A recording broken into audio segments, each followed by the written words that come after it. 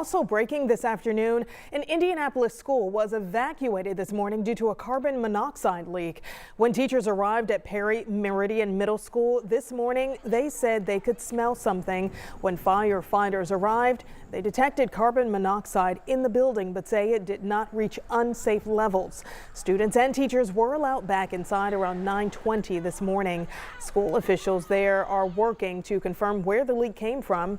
There are carbon monoxide detectors throughout that building.